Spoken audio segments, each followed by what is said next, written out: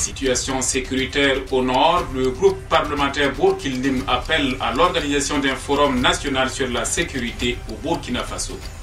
Le Sénégalais Alain Gomis a remporté les talons d'or de la 25e édition du FESPACO qui a refermé ses portes samedi dernier. Dans quelques semaines, l'eau potable jaillira pour la première fois à Korobi, un village de la boucle du Mouhoun. Le secrétariat permanent des engagements nationaux et des programmes d'urgence y a procédé jeudi au lancement des travaux de réalisation d'un forage. En fin d'édition, nous parlerons de sport et notamment de la 14e journée du Faso Foot des 2-1 jouée ce week-end. Mesdames et messieurs, voilà pour la une du journal de ce 6 mars 2017 sur la radio B24. Bonjour et merci de nous suivre. Le groupe parlementaire Bourkinlim, réunissant les partis alliés de la majorité, a appelé samedi à Bogandé, à l'Est, à l'organisation d'un forum national sur la sécurité au Burkina Faso, dont le Nord est la cible d'attaques terroristes qui ont fait plusieurs dizaines de morts depuis début 2015.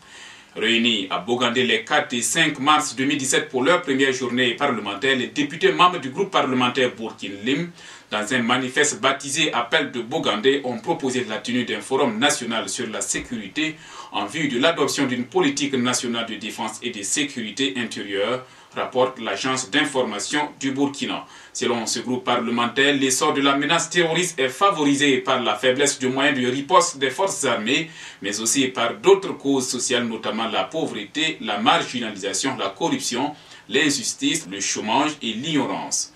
Et pour le président du groupe parlementaire Bourkinlim, Issa Bari, la lutte contre l'insécurité dans toutes ses formes nécessite l'implication des populations à la base dans les différentes politiques et stratégies sécuritaires dans notre pays. La Commission électorale nationale indépendante CENI a organisé le samedi 4 mars 2017 à Ouagadougou une rencontre d'information sur la tenue des élections municipales prévues le 28 mai 2017 dans 19 communes respectivement avec les représentants des partis politiques et des organisations de la société civile. Au cours de cette rencontre d'échange à bâton rompu avec les représentants des partis politiques et des organisations de la société civile, le président de la CENI, Newton Ahmed Bari, a expliqué successivement à ses hôtes que des 19 communes, 16 sont concernées par des élections dites partielles.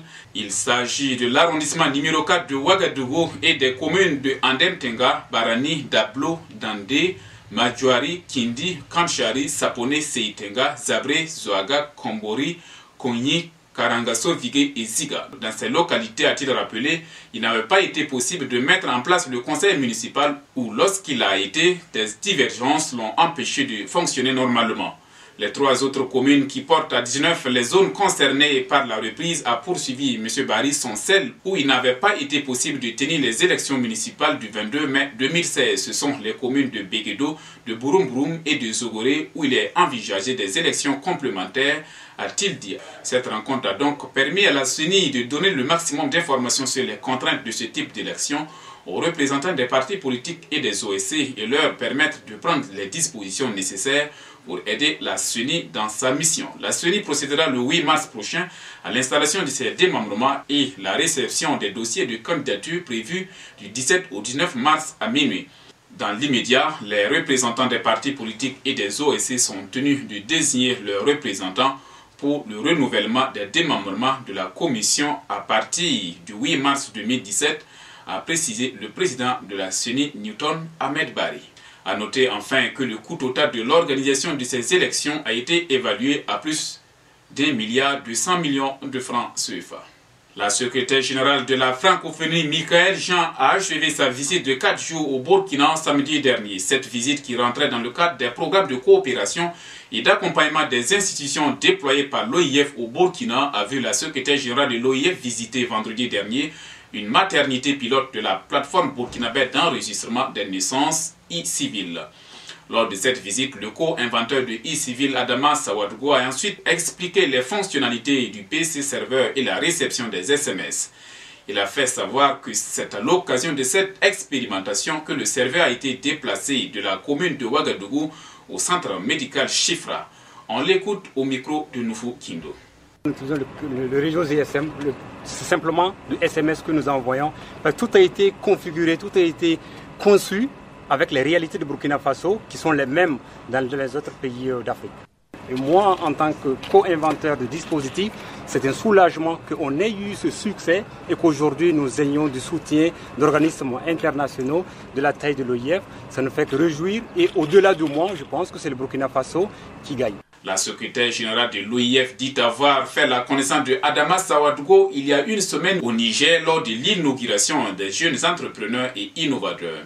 Michael Jean est convaincu que ICB transformera à la fois la gouvernance et la vie des populations. Elle s'exprime au micro de Nouveau Kindo. Et pour les pays qui ont des plans d'émergence, de développement, de croissance, ne pas avoir ces données sur la population vient hypothéquer leurs possibilités de penser des politiques de santé publique, des politiques d'éducation, des politiques aussi en matière de sécurité. Donc voilà, des politiques de développement. Ça vient hypothéquer gravement, très gravement le développement des pays. Il est très important de recueillir aussi l'impact que cela a pour les personnes elles-mêmes qui bénéficient de ce dispositif. Les mamans qui savent que désormais, elles n'ont pas à faire des multiples démarches pour enregistrer leur enfant. Grâce à la nouvelle technologie, automatiquement, vous avez vu le processus, le bracelet, la captation des données avec un téléphone, on remplit, on compile on recueille toutes les informations et les données sur l'identité de cet enfant et c'est envoyé directement sur le serveur et ça rentre dans le circuit d'état civil du pays. Donc la chose est instantanée. Le Festival panafricain du cinéma et de la télévision de Ouagadougou, FESPACO, a refermé ses portes le 4 mars 2017 à Ouagadougou.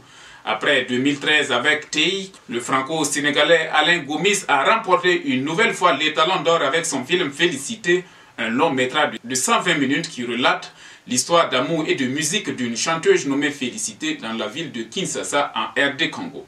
L'étalon d'argent est revenu au Béninois Sylvestre Amoussou avec son film L'Orage africain, un continent sous influence. Le Marocain Saïd Khalaf remporte l'étalon de bronze avec son long métrage Email in Mathios. Au total, 20 films de 15 nationalités étaient en compétition dans la catégorie long métrage. Il faut noter que la 26e édition aura lieu du 23 février au 2 mars 2019 et marquera aussi le cinquantenaire de la fête du 7e art africain. Comme indiqué lors de notre édition du 20 février, les habitants de Korobi dans la province du Mouhoun manquent cruellement d'eau. Leur cri de cœur a été entendu au plus haut sommet de l'État qui n'a pas tardé à réagir. Sur instruction du président du Faso, la réalisation d'un forage est en cours à Korobi. Jeudi dernier, le secrétaire permanent des engagements nationaux et des programmes d'urgence Boukari Compaoré, à la tête d'une délégation, est allé échanger avec la population et procéder au lancement officiel des travaux du forage. On l'écoute au micro de Bourema Badine. Nous avons été interpellés par rapport à une situation de manque d'eau dans un village. Donc les populations peinent à s'approvisionner en eau. Et donc le chef d'État a été mis au courant et il a immédiatement instruit que nous venions faire l'évaluation de la situation afin de trouver les solutions idoines.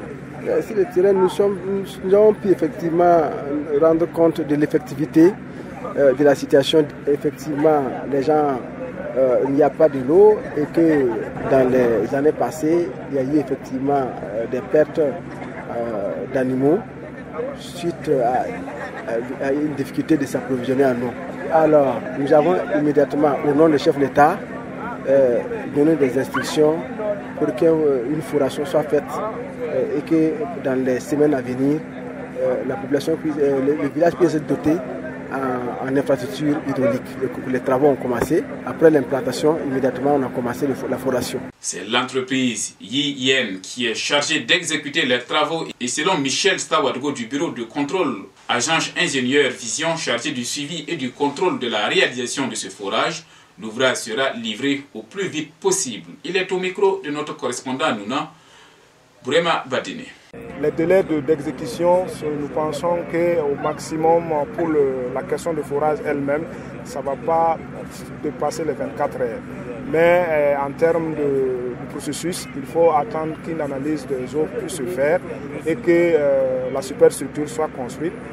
Donc tout compte fait, on peut avoir un ouvrage à livrer au maximum un mois plus tard.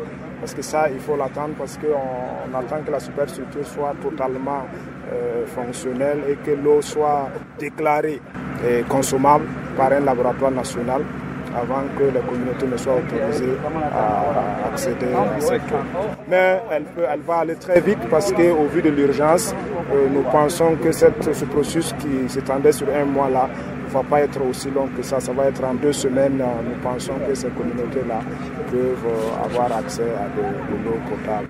Hors de chez nous, au Mali, un détachement militaire de l'armée basé à Boulekessi, village frontalier avec le Burkina, a été attaqué hier dimanche, faisant une dizaine de morts parmi les soldats maliens.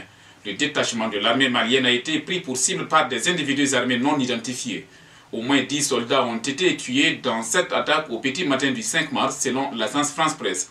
La puissance de feu de l'ennemi aurait obligé certains militaires à fuir et à pénétrer en territoire burkinabé. Boulekessi est un village à cheval entre les 2 pays.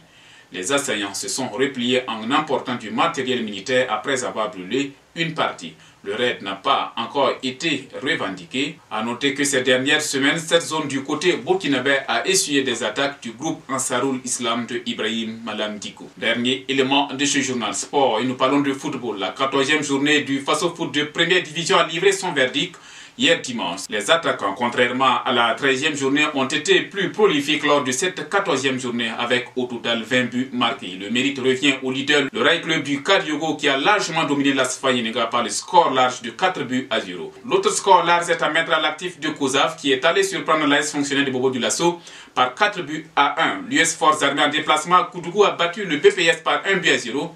Le Racing Club de Bobo et l'USO se sont quittés dos à dos, 1 but partout. L'US Komoé est tombé sur ses installations devant Raimo FC par 2 buts à 1. Le Majestic Sporting Club a pris le dessus sur l'AS Sonabel par 2 buts à 1. L'étoile filante de Ouagadougou est venue à bout de l'AS Police par 1 but à 0. C'est sur ce même score d'1 but à 0 que l'AGM est venu à bout du Santos FC. À l'issue de cette 14e journée, c'est le Rail Club du Kadiogo qui est toujours en tête avec 30 points plus 15 et 2 matchs en retard. Deuxième USFA avec 26 points plus 13 et 1 match en retard. Le RCB complète le podium avec 25 points plus 5. Au bas du tableau, on retrouve l'US Komoé de Banfora, le Santos FC et la Lanterne Rouge, le BPS de Koudougou. Voilà, mesdames et messieurs, c'est ici que s'arrête l'actualité de ce jour sur la radio B24. Merci à tous pour l'écoute et à très bientôt pour d'autres sessions d'information. Au revoir.